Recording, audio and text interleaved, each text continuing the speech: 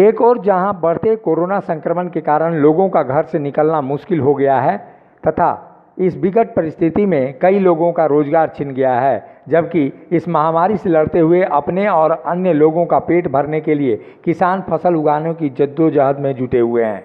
वहीं किसानों के मेहनत पर पानी फेरने के लिए बालू माफिया बेरोक टोक नदियों से अवैध बालू का उत्खनन कर बेचने में जोर शोर से लगे हुए हैं। अवैध रूप से अंधाधुंध बालू उठाव के कारण नदियों का जल स्तर काफ़ी नीचे चला जा रहा है, जिससे अन्नदाता किसानों के सामने फसल के पटवन की समस्या उत्पन्न हो रही है। जरमुंडी प्रखंड के बवंडीगा गांव के नदी घाट से बालू माफियाओं द्वारा अवैध रूप से बालू के कटाव किए जाने के कारण कई नदियां सूखी जा रही हैं। नदी किनारे कई एकड़ ज़मीन में किसानों ने फसल लगाया है जो पानी के अभाव में मुरझाने लगे हैं। खेतों में लगी फसल को बचाने के लिए ग्रामीणों ने बालू माफियाओं से बालू खनन नहीं करने का आग्रह किया, लेकिन किसानों के आग्रह का बालू माफियाओं पर कोई असर नहीं पड़ा और दिन प्रतिदिन सैकड़ों ट्रैक्टर बालू का उठाव जारी है। ग्रामीणों के अनुसार बालू माफिया जरमुंडी प्रखंड क्षेत्र के नदी घाट से बालू उठाकर जामा प्रखंड के बिराजपुर में डंप करते हैं, जहां से ट्रकों में भरकर झारखंड और झारखंड के अन्य इलाकों में बाहर भेजा जाता है। ग्रामीणों ने अवैध बालू उत्खनन रोकने के लिए अंचलाधिकारी से भी आग्रह किया है। सादी राउत, ग्राम बवंडिया, पोस्ट कैमराबाद, थाना जरमुंडी, जिला दुमका, झारखंड। मेरा ये प्राकृतिक चीज़ है, नदी पहाड़ प्राकृतिक चीज़ है। नदी है तो जल है, नदी नहीं रहेगा, नदी में बालू है, बालू नहीं रहेगा तो पानी नहीं रहेगा, पानी नहीं तो किसान नहीं। और हम लोग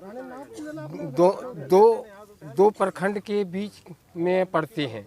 हाँ, नदी के उस पार जमा प्रखंड पड़ता है, नदी के इस पार जरमुंडी प्रखंड पड़ता है। समाज में बंद हम लोग एक साथ निभा रहे हैं।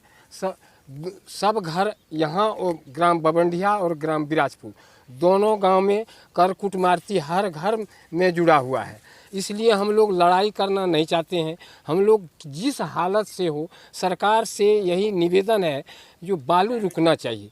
हम लोग आपस में फुटंगर नहीं करना चाहते हैं, क्योंकि हर घर में बवंडिया और बिराजपुर में हर घर में एक दूसरे से संबंध है। हाँ, जिसके चलते हम लोग झगड़ा झंझट नहीं करेंगे, क्योंकि झगड़ा करते हैं तो आपस में ही करते हैं। अपना भाई को मारते हैं, भाई भतीजा को मारता है, भगना को मारते हैं, फूफा को मारते हैं। सरकार से मांग मेरा है, जो हर हालत में बालू रुकना चाहिए, और बालू रुकेगा तो आने वाला पीढ़ी में पूरे झारखंड, इस गांव में ही नहीं पूरे झारखंड का किसान सुखमय रहेगा, यही मेरा कहना है। और सरकार हेमंत सोरेन, बसंत सोरेन, बादल पत्रलेख जो अपना रुख अपना लिया है, जो माफिया के साथ, दलाल के साथ मिल करके बालू लूटा रहा है, यह लूट नहीं होना चाहिए, यह हर हालत में बचना चाहिए। जब तक बालू नहीं बचेगा, किसान नहीं बचेगा। और हम लोगों का लड़ाई कानून के अनुसार जब तक हम लोग जीवित रहेंगे तब तक कानून के आधार पर चलते रहेगा। हम लोग लाठी सोटा डंटा भाला से नहीं लड़ेंगे। हाँ, क्योंकि वह चीज़ हम लोग करने के लिए कहीं मर्डर हो जाएगा तो क्या करेंगे तब। हाँ, अंचलाधिकारी थाना पुलिस को लेकर कार्रवाई करने को पहुंचे, लेकिन ऐन वक्त नदी घाट पर एक भी ट्रैक्टर मौके से बरामद नहीं हुआ।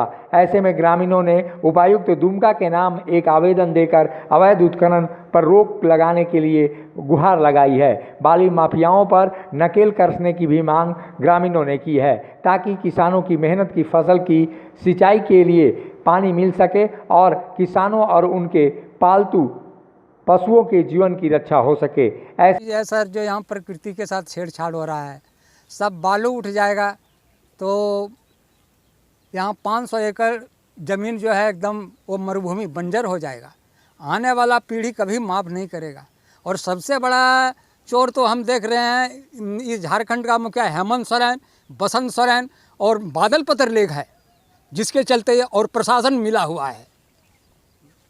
यानी सबको पैसा जा रहा है। ये सब वहाँ रांची में, दिल्ली में, यहाँ से रांची से यहाँ कहिए ना, जो दुमका जरमुंडी प्रखंड से लेके दिल्ली तक लूट है।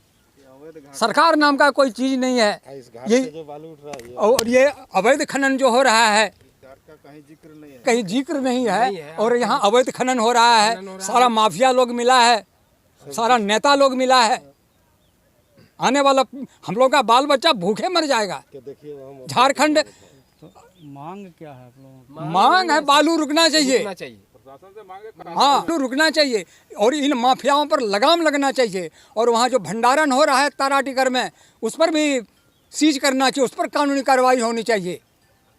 और यह समस्या जो है हेमंत सोरेन, बसंत सोरेन और बादल पत्रलेख को जाना चाहिए, जो सबसे बड़ा चोर और लुटेरा यहाँ बैठा हुआ है। आने वाले समय में इस हमारे भारत देश में झारखंड एक समृद्ध राज्य हम लोग मानते थे, लेकिन सबसे कंगाल राज्य होगा यह झारखंड। जब हम लोग का बालू पत्थर पानी लुटा जाएगा तो क्या रहा हम लोगों का? खेती नहीं कर पाएंगे, जलस्तर चला गया। मेरा नाम गोपीनाथ राउत, हम ग्राम प्रधान हैं। बालू जो उठाव हो रहा है उसमें कार्रवाई होनी चाहिए ताकि अब किसान का पानी बचे। क्या मतलब करने वाला? ऐसा करने वाले उस पर बिराजपुर का लोग हैं। वो बालू माफिया, वो बालू बाहर सप्लाई करते हैं डंपिंग करके, तो उस पर कार्रवाई होनी चाहिए। तो आप लोगों ने मांग किया था या लोगों से बात किया था? कौन उन लोगों को समझाने का कोशिश किए थे? वो तो पूरा समझाने को, तो समझाने पर तो वो लड़ाई करना चाहता है, इसलिए क्या उसको समझेंगे हम लोग? प्रशासन उसको समझाए, हम लोग को बात थोड़े मानेगा। आप लोग से बात नहीं मांग रहा है, तो आप प्रशासन से मांग करते कि उसमें कार्रवाई होनी चाहिए। प्रशासन कल आया फिर भी लोग नहीं मान रहे। और अंचल कार्यालय जमा से भी पदाधिकारी आया था, अंचल पदाधिकारी, लेकिन उसको फिर भी कार्रवाई नहीं की। जामा जरमुंडी। हाँ ठीक है, नाम बता दीजिए। गिरिधर राउत। हाँ, हमें भी सूचना मिली थी अनुमंडल पदाधिकारी महोदय से। उसके बाद मिला है तो हम थाना प्रभारी के साथ एक्चुअली मूव किए, लेकिन जाने के बाद फिर जो ट्रक पे बताया गया था तो शायद किसी तरह से लिए सूचना, हम लोगों को मूव करने की सूचना लीक हो गया हो कि हम गए तो वहाँ पर नहीं पाए।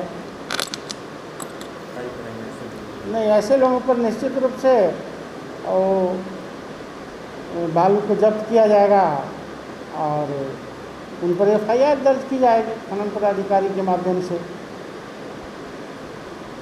ऐसे में ये कहा जा सकता है कि अवैध बालू का उत्खनन कर रहे माफिया न केवल किसानों का नुकसान कर रहे हैं, बल्कि झारखंड सरकार के राजस्व का भी नुकसान कर रहे हैं। जरमुंडी से कुमार शांतनु की रिपोर्ट। चेन को ख़त्म करने में मदद किए थे, उसी प्रकार चूँकि ये संक्रमण बीमारी है कोरोना, एक दूसरे लोगों से फैलने की संभावना रहती है, वैसी स्थिति में मेरा यह अपील होगा कि सभी लोग घरों में रहें, सुरक्षित रहें और ये स्वास्थ्य सप्ताह जो मनाने का सरकार द्वारा निर्णय लिया गया है उसमें पूर्ण सहयोग करें और स्वस्थ रहें और सुरक्षित रहें। जब टूटती है आस, जब थकती है सांस, जब रूठते हैं अपने, मुंह मोड़ता है जमाना, जब अंगड़ाई लेता है संकल्प, फिर बनती है कहानी, बनते हैं अनमिट निशान। देखिए मेरे साथ संघर्ष की दास्तान।